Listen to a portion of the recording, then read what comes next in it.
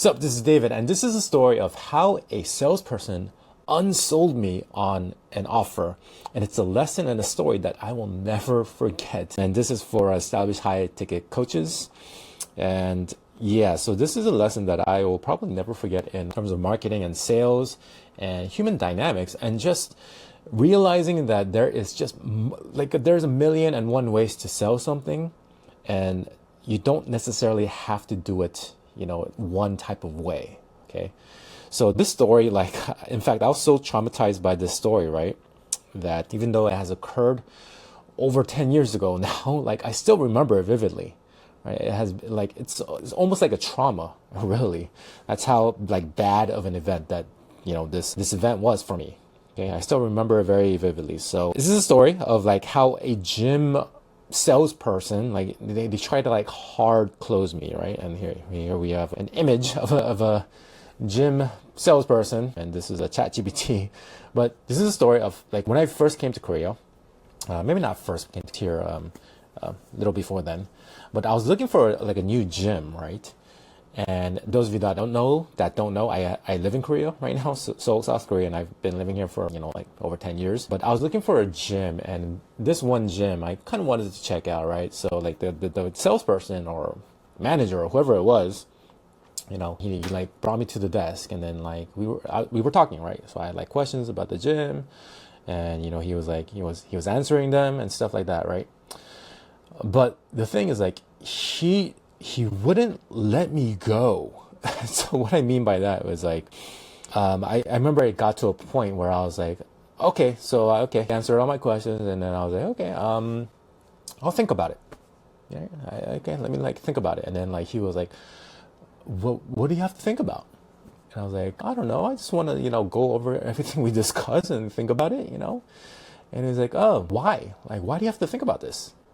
And I was just like, because I want to think about it, and then he was making me so damn uncomfortable. I remember I was getting hot, physically hot, and I was getting angry. I wasn't saying it, but in the back of my mind, I was getting pretty angry and pretty annoyed. I was like, bro, just let me go.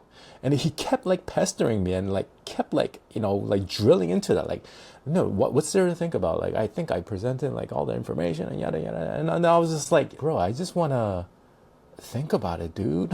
And honestly, I said this in my head, and I was just like, I kind of want to explore other options too, And he kept me there, and there was a point where I remember I wanted to walk away. I was just I was very, very, very close of just standing up and just walking out, because I was super mad at that point because he wouldn't let me go, right? And so finally he was like, okay, fine. I think, I provided, enough information, you can think about it and just give me a car or whatever. And I remember I freaking stormed out there with the baddest taste in my mouth. So not only did this guy, he unsold me, not only did that happen, but he made me hate him, and he made me go to another gym. He made me go to his competitor. It was right across the street, right? And I signed up for that gym instead of this one. So he not only unsold me, he sold me on his competitor, pretty much, by his behavior. And so this is what I realized, that I never want anybody to feel the way I felt during that day. So I told myself, if I'm gonna sell somebody, I never want anybody to make me feel. I never want anyone to feel the way that I felt on that day. And that's something I still live by to this day. I never want to have that high pressure, that hard closing type of person on somebody, because it makes you feel so damn uncomfortable. Not only does it make you feel uncomfortable, but you start hating the person. I don't like that. That's the opposite of sales, right? The opposite of converting somebody. You don't want somebody to hate you, right? But that's what that person did. So that was a very valuable lesson that I learned. And one lesson that I never forgot throughout the years, right? But guess what happened, by the way? This is a funny story. Is when I started doing like one-on-one sales calls, and if you don't know my backstory, I did hundreds of sales calls. I had multiple different businesses. I had different coaching businesses, and then I also had a marketing agency, which I did like the one-on-one sales calls for. But what I found out was it came full circle. I started doing this to other people, even though I vowed not to do it. Like I started making people feel uncomfortable. Like just when I encountered the salesperson, just like that story, right? So I became the freaking villain, and I didn't even know I was doing it. The very thing I told myself I won't do, like I was pressuring other people to make a decision right then and there. And the crazy thing is, like, I could physically see them uncomfortable. I could physically see them like being very uncomfortable behind the screen, right? They were kind of like, like they letting out a sigh. They were like, like the body movement and like the posture was very like uncomfortable. And I could see that. And I was doing that. I turned into that person that unsold me. And I thought, oh man, this is not the way to go, So like I could see myself like turning into like just that evil person in the gym, like that evil gym salesperson.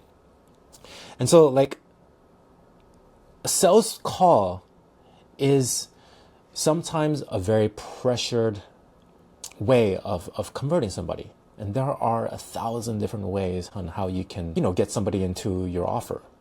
Right? And sales calls is just one of them, especially if you're doing it in a very like hard closed kind of way. Yes, some people will vibe with that, but most people won't. Okay. And yes, a gentle nudge is cool because you're like nudging somebody. Like if you really believe in your program, you should like, have like gentle nudges, such as like using like, scarcity and urgency. I believe that's good. Right? It kind of like, it pulls them into your world, right? But let's try to use like pull energy, like pulling them into your world. Marketing. Okay. So we're like pulling them into our world, into our universe, right? But a massive push energy, from my experience, it repels. You're doing the opposite of sales. Like you are unselling them a lot of times with just this massive like push, close mentality, right? In fact, you make them hate you if done wrong, if done too much, right? And another reason I dislike the sales calls is this, right? It creates a high pressure environment. Like you might make the prospect uncomfortable. And think about like perspective, okay? So this is actually very important. Thing is this, right? Do you like going on someone else's sales calls? Like, do you like going on someone else's like 45 minutes like strategy session or whatever word we want to use, right? I don't. I hate him. Like I remember the last time I went on like somebody else's strategy session because I know it's a sales call, right? I know that. But here's the thing, you're making someone else go on your sales call, right? Isn't that a little hypocritical, don't you think? Right? And the thing about, this is just like a personal belief of mine, but it's the mirror principle. It's like karma, right? It just comes all back to you, right? So we sometimes focus so much on our side, on us getting the sale, on our business. Now, sometimes we forget to see it from the other person's perspective. See it from your prospect's perspective. Like some people, they just don't want to go on the call. They don't want to book another 45-minute session, and they have to like all prepare themselves in front of a Zoom camera and all that. So use the mirror principle, right? So like, we all know like the golden rule, right? But then there's a silver rule. And this is by Nassim Taleb. He said, do not do unto others what you would not like to do unto you. So don't do unto others what you don't want done on yourself, right? So if like, for example, like the story that I gave, if you don't want to be hard closed on, don't hard close on other people, right? It's a mirror principle. It all comes back around, right? So some questions you can ask is like, would you want this done on yourself, right? Do you like going on other people's calls? Like, do you like booking a 45-minute session, taking the time out and preparing yourself? And especially like people who are busy, and this is like, usually people who are busy usually have the money, right? But then we're like asking them to like take 45 minutes out of their day, and they're super busy and all that stuff. So it's a big ask, really. And so like, how are you making other people feel? Like, do your prospects even want to go on the sales calls, right? And again, there are many other ways we can build trust. We can convert people without doing the whole sales calls thing. And look, like, I'm not against like all sales calls. Like, for some businesses, it makes sense. It really does. Like, for some businesses, it does. But not most. And especially, I believe, not the high ticket coaching business. Okay. And, I'm just showing you alternative ways and using pull energy instead of push energy, right?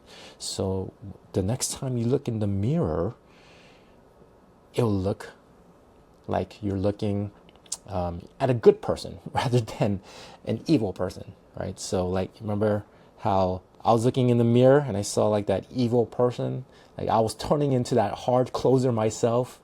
Well, maybe instead of doing that, we can use some of that pull energy to pull people into our world and have them want to work with us rather than just like hard closing them.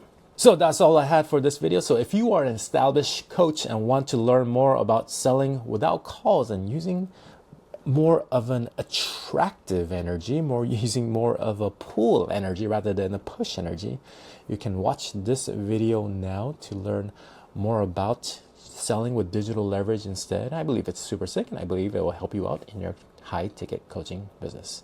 Talk to you soon.